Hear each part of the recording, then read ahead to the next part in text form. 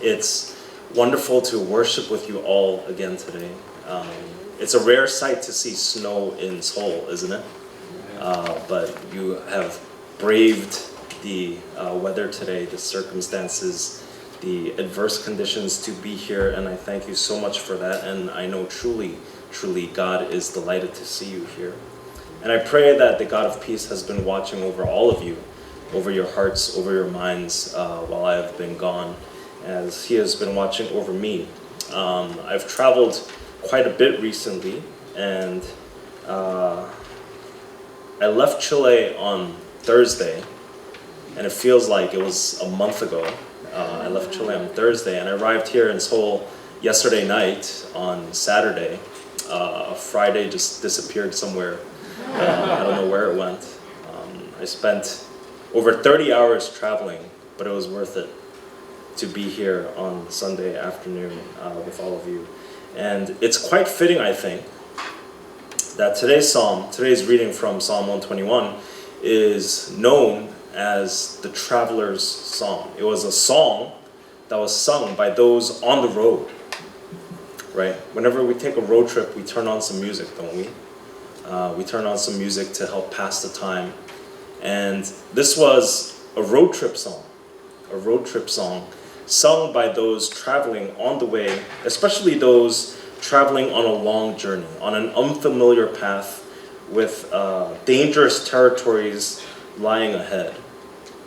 And one tradition is that this song was sung by people traveling to Jerusalem, because people were required to travel to Jerusalem to fulfill their pilgrimage, right? They had to go to Jerusalem to worship. And so as they were traveling to Jerusalem, they would sing this song, that they would lift up their eyes to the mountains. And really, they would literally lift up their eyes and see the mountains of Jerusalem, the hills of Jerusalem off in the distance, off at the edge of the horizon. And it reminded them not only of their physical destination of where they were going, that it was distant, but yet they could see it. But it also reminded them of their spiritual helper, who was unseen and yet within reach. And for some reason on my recent flights, there has been a lot of turbulence. I don't know if it's the recent weather or what it is, but there was a lot of turbulence. And they don't call it turbulence anymore. They call it rough air. But it's the same feeling, isn't it? I've never felt a plane shake like that before. Especially during takeoff and during landing. I don't know if you know this, but those are the two most crucial times, the most dangerous times to be in a plane, is during takeoff and landing. And you know, turbulence when you're high in the air at 30,000 feet, right? However many kilometers that is, that's okay. But when you feel turbulence as you're taking off and as you're landing, you know, the plane is supposed to go up and you feel the plane going sideways. It's not a good feeling, right? It's not a good feeling. And I prayed this prayer as I felt this turbulence. This psalm was a comfort to me. I said, God, please watch over me. Keep me from harm. Watch over my life. Do not let my foot slip. Do not let me stumble. Dear God, I have to preach this Sunday. Don't let me die here. It was a comfort to me that I knew the Lord would watch over my life, that he would watch over my coming and going both now and forevermore. For those of us living here in Seoul, we don't have hills, right? The hills of Jerusalem nearby. We have mountains, of course, but we don't have the specific hills that this psalm is talking about. But that's not the important thing, because we know that our God does not live in the mountains of Jerusalem in Israel. Our God does not live in the mountains of Seoul in Korea. He does not reside in the high places. Of course, we see in the Bible that God was often associated with the high places, that you have to go up in altitude to meet with God. But we know that God is not in the high place, neither is he in the low place. He is not in the warm place or the cold place, the dark place or the light place. But as we heard today through the song, Wherever we go, our God is with us there. Wherever we go, our God is with us there. Our God is a God that can be found in every corner of the earth, because He is always with His people, wherever they are, whether they're in Seoul or Santiago, whether they're in Atlanta or Incheon, or even in Wuhan, in China. If the people will seek God and search for Him, then God can be found. Wherever God's people are, that's where God is. So lift your eyes up and wonder, where does your help come from? Where does your help come from? While I was in Chile, I visited an observatory in the Andean Mountains, and I had the opportunity, or more like I was forced, to look up. Because when you go to an observatory, there's not much else to do. You have to look up. And I lifted up my eyes to the skies with the help of a $20,000, they told us this $20,000, this telescope, imported. $20,000 telescope to look into the sky, to see the stars, to see the moon, right? To a super close-up of the moon. And during this time there, as I was looking up into the sky, there were two things that I realized that can help us, or really can prevent us from seeing where our help comes from, from seeing God's provision and God's care for us. And the first thing I saw was, even without a telescope, before we even arrived at the observatory, just looking up the sky, I realized just how many stars I could see in the night sky. And it was during the supermoon. So the moon was very, very bright. Even though there were no other lights around, the moon was very, very bright that evening. But even then, I could see so many stars in the night sky. And many of us, when we go somewhere like Wonju, to our retreat center there in Wonju, or if we go somewhere out in the countryside with less lights, we've all experienced this firsthand. You can see a lot more stars than you normally would see here in Seoul. It's not that the sky has changed, it's just that our perception of it has changed. Our perception of the sky has gotten better, has improved. The sky has not changed at all. And that's because in our cities, in a place like Seoul, there's too much light pollution. Light pollution. There are lights on the ground that combine, that come together to block our vision of the night sky. And the lights that form light pollution, if we think about it objectively, these are small lights, aren't they? They were very small lights. They're much smaller and less significant than the stars in our sky. The yellow glow of the street lamps all around us, the bright neon store signs, the car headlights passing by, the glow of our smartphones screens, right? Have you ever seen someone walking around at night staring at their phone and the white is just, hitting their face? But these are all small lights. Small lights. How can you even hope to compare these small lights to a star that burns at tens of thousands of degrees Celsius? That is 1 million kilometers in diameter. Think about how big just one star is. But it can be blocked out by this tiny little light that we carry around in our hand. They block our vision. They obstruct our vision of these mighty celestial stars. And I realized as Christians, we must constantly be asking ourselves, what is the light pollution in my life today? What is the light pollution that I'm carrying around with me that is preventing me from seeing the stars that God has made? What is keeping me today, preventing me from looking up and seeing where my help comes from? What is the light pollution in my life today? What is it that is clouding my vision so that even when I look up, even when I try to look up, I cannot see what I need to see? There are a lot of little lights in our lives. These small lights that do not compare, and yet they still block our vision. Just as God told Solomon, upon completing construction of the temple, he told Solomon, if my people who are called by my name, if they will humble themselves, if they will pray and seek my face and turn from their wicked ways, then I will hear from heaven. If we will purposely turn aside from these little lights and turn back towards God, he is always there, ready to be found. We have to lift our eyes up and we have to see the majesty of what God has formed, what God has placed in the night sky. Remember, he made the stars and he knows them all by name. He has placed them in order, each one of them in their place. But we don't see because we're too busy looking down at our phones. We must look up and see what God has done. And there was another thing I realized as I was looking at that starry canvas that God had made. And it was something that I learned actually many years ago in science class, but I forgot it.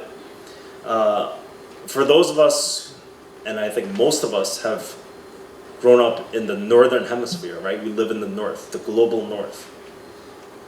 And so we're used to seeing the night sky that we see here. And we think that everyone in the world sees this same night sky, that the stars are the same wherever you go. But I remember learning when I was very young that if you were ever lost, that during the day you could track the sun across the sky because the sun always moves west. But if it became night and you were lost, then the advice was to find the North Star. The North Star, Polaris. Because the North Star will always show you what true north is. And then from there you can find all the other directions. And the North Star is the brightest star in the sky. So supposedly it was easy to find. So for those of us who are Cub Scouts, like the little boy in Parasite, right? If you were a Cub Scout, you learned this during the courses, that if you found the North Star, you could find your way home. If you found the North Star, you would find the direction, you would find your true north and gain your bearings. So I asked the guide at the observatory, and I realized after it was a stupid question, but I asked him, so where's the North Star? I can't see it, I can't find it. And he just looked at me like, the North Star? You silly gringo. We're in the south, right? We're all the way down south, so far down south. And he told me very simply that we don't have the North Star here. That's not something in our sky. We don't have the North Star because it is obviously the southern hemisphere. And so people that live in countries located in the global south, in the southern hemisphere like Chile or Australia or South Africa, they don't see the same sky that we see. They see a completely different night sky than what we see here in Korea or the US or in Europe. The stars that we see are not the stars that they see. The stars that I saw that night at that observatory are not the stars that I will see tonight here in Seoul. They are different stars, a different sky that we are looking at. And this showed me the second point to consider as we lift our eyes, as we try to lift our eyes in all things that we do in life, is that we have to make sure that we're in the right place to be able to see God, to be able to perceive what God is doing, to truly understand and appreciate where our help comes from. We have to make sure we're in the right place. Because sometimes we simplify or oversimplify holiness into habits and behaviors, that if we do a certain thing, that is holy. If we act a certain way, then that is holiness. And really, it, as I said, oversimplifies holiness. Because holiness is more than just an activity. Holiness is more than just doing or not doing something. When we think about holiness, we must also think about our settings, about where we are in this world, where we choose to place ourselves. We must think carefully about who we surround ourselves with, the people that we place around us, that we choose to have around us. The wisdom of Solomon tells us that as iron sharpens iron, so one person sharpens another. Think about who is in your life right now. Are they sharpening you? Are you sharpening them? Are you iron that sharpens one another? And I'm not saying that we have to cut off contact with the outside world, that we should just go live on our own, that we shouldn't associate with dirty sinners, because that was the mistake that the Pharisees made, and we know that Jesus spoke very clearly against that. That is not what I'm talking about. But we must make sure that we have a good, strong network of people that can sharpen us, that we can sharpen in the faith. And I hope that our Awake Ministries, that you would find people here that sharpen you. And not just that sharpen you, but that you would actively seek to be a person that sharpens others, not just receiving, but also giving. I pray that in your families, in your workplaces, in your schools, in your social circles, in your office, wherever it might be, that you would be iron sharpening others, that you would be sharpened as well. So if you ever feel like you're lifting your eyes, but you can't see God, you can't really appreciate the help that God has given you, think carefully if you are in the right place. Think carefully about where you are placing yourself, the people that you are surrounding yourself with. Because if you're a person from the north and you are looking for the North Star, you won't find it in the south. No matter how hard you look, if you don't know that you're in the wrong place, you'll always be looking for something that isn't there. You have to be in the right place to see what God is showing. We are made to live in communities of faith. Faith is something that we do together. It is not something that we do on our own. We must continue gathering, the Bible says. Continue coming together for worship. Because faith is not something that we do on our own. It is not a solo exercise. It is not a solo mission. It should not be done in isolation. We must do this together. Our help comes from the Lord, it says. He is the maker of heaven and earth. He will not let your foot slip. He watches over you and will not slumber. He who watches over Israel will neither slumber nor sleep. The Lord watches over you. The Lord is your shade at your right hand. The sun will not harm you by day, nor the moon by night. The Lord will keep you from all harm. He will watch over your life. The Lord will watch over your coming and going, both now and forevermore. There's a lot of repetition here. It almost seems like it's saying the same thing over and over again, because it actually is. It's saying, watch. The Lord will watch. The Lord will watch. The Lord will watch. The Lord will keep. The Lord will watch. The Lord will watch. It says it 6 times. And in Hebrew, the same word is used 6 times all throughout. And you have to consider that this psalm is only 8 verses, but it's using that same word 6 times, shamar, to watch, to keep, to watch over. And in Korean, they use the word chikyo, right? If you read the Korean Bible, it uses the word chikyo, which I think is actually a great word selection, because it's very similar, more similar, I think, to the original Hebrew meaning. Because chikyo, as we all know, means to protect, but it also means to preserve, to keep something, right? To keep a tradition, to keep the Sabbath. And in Korean, this one word, chikyo, is used to signify both meanings. It can mean to protect someone, but we also say that we 지켜, right? We keep our Sunday, our Sabbath. And we have to wonder, do we keep the Sabbath? Are we protecting the Sabbath? Right?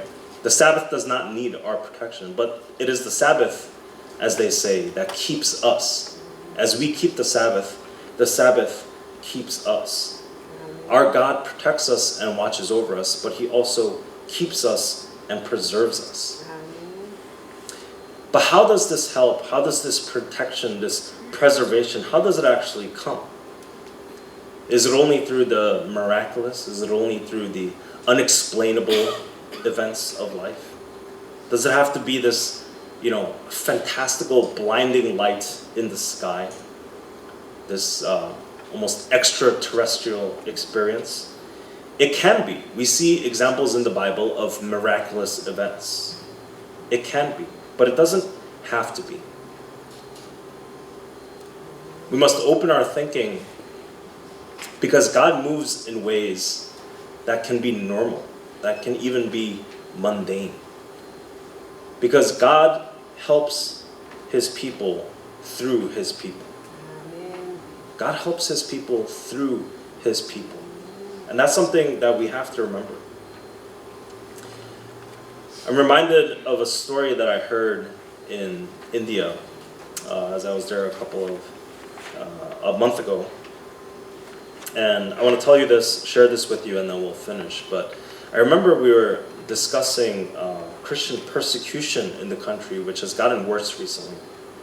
And as I mentioned previously, there are many similarities between our church and that church, between Mysung and Calvary Temple. And one of those similarities is that although it is a large and global church, that there is a lot of concern for the small and local churches as well. So the pastor there was telling us that he was part of an Indian pastors network there. And he actually left us in the middle of everything, right? Because we were having all these events and meetings. And he just left us in the middle, right? And we're like, okay. And he came back and he said, I'm sorry, I had this meeting that I had to go to. And this meeting that was so important was this Indian pastors meeting. And he explained to us that one of the main things that this group did was make phone calls. And I was like, okay, you left us to go make phone calls, right? But he explained to us that a lot of times, especially in small towns where local pastors are working, the police will harass them. The police will threaten them and even assault them, physically assault them and arrest them, imprison them. And they basically just throw them in jail. And when this group learns that a pastor has been arrested, they spring into action. They start making phone calls. And he told me that this, local police station has just beaten up and arrested a pastor. Maybe his church has 5 members. He's just a nobody. They beat him up and they throw him in jail. They don't give him any food. They don't give him any water. They just leave him in there. But all of a sudden, the phone in their police station starts ringing. And so they pick it up. And the person on the other end of the line says, hey, I'm calling from Delhi. What are you doing? God sees what you are doing. And they say, what? And they hang up. But the phone rings again, and they pick up again. And this time, it's someone from Bombay, from Mumbai.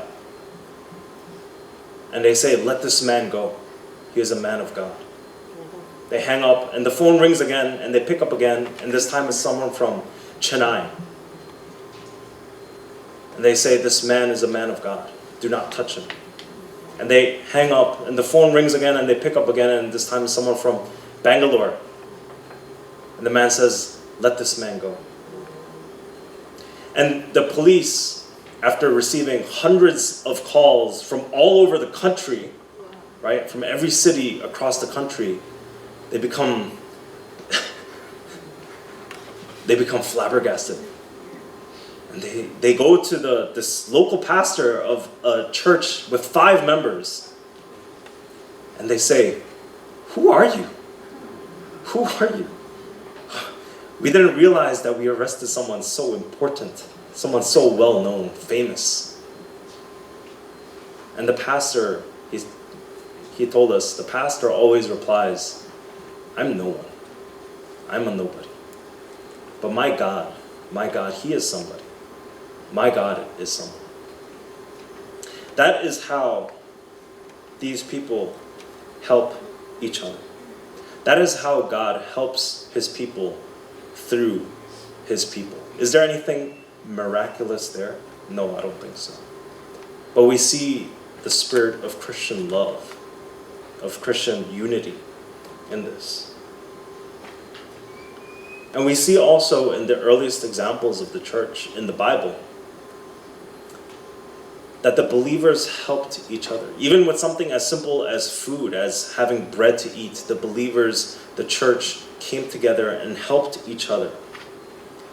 That God helped His people through His people. While I was away on my trip, I heard from an old friend that I haven't talked to in many years.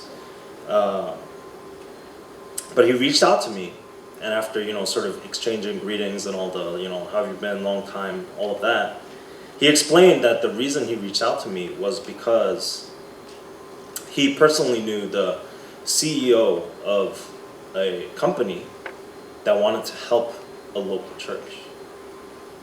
And he told me that it was a private company, and it's a Christian company, but not like a Christian company, right? They don't sell Bibles or anything like that. But this Christian company had prepared a very generous gift for a local church that was struggling, and they were just looking for the right recipient to give it to. And the amount, I won't say exactly, but it was bet-ok, right? So several $100,000. And I was like, oh, that's a nice message to get, for a Thursday, right? But for some church out there, this gift is a lifesaver, right? This will be the answer to years or maybe even decades of prayer, of asking God, please, God, make a way where there seems to be no way. Give us water in this wasteland. Make dry land through this ocean, God. How long has this church been praying? I don't even know which church it will go to, but how long have they been praying for a miracle? But it's not a miracle. It's simply another Christian saying that I'm trying to help. Because God helps His people through His people. We see it in the Bible, and we can see clear examples even today of God helping His people through His people. So I hope that our church, that Awake Ministries, would not just be a place where iron sharpens iron, in a spiritual sense, but also where people help people. That people can find help, that believers will help believers. Because this is God's model that He has shown us today. So let us read again. Lift up your eyes. Lift up your eyes today. Do you see where your help comes from? Do you see where your help comes from?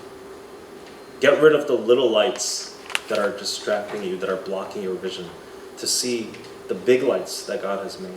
The creator of all the heavens and all the earth, He will not let your foot slip. He who watches over you, who preserves you, will not slumber. He will not sleep. Indeed, He will neither slumber nor sleep, because He will watch over you. He will be your shade. The sun will not harm you by day, nor the moon by night. The Lord will keep you from all harm. He will watch over your life. The Lord will watch over your coming and going, both now and forevermore. Let us pray together.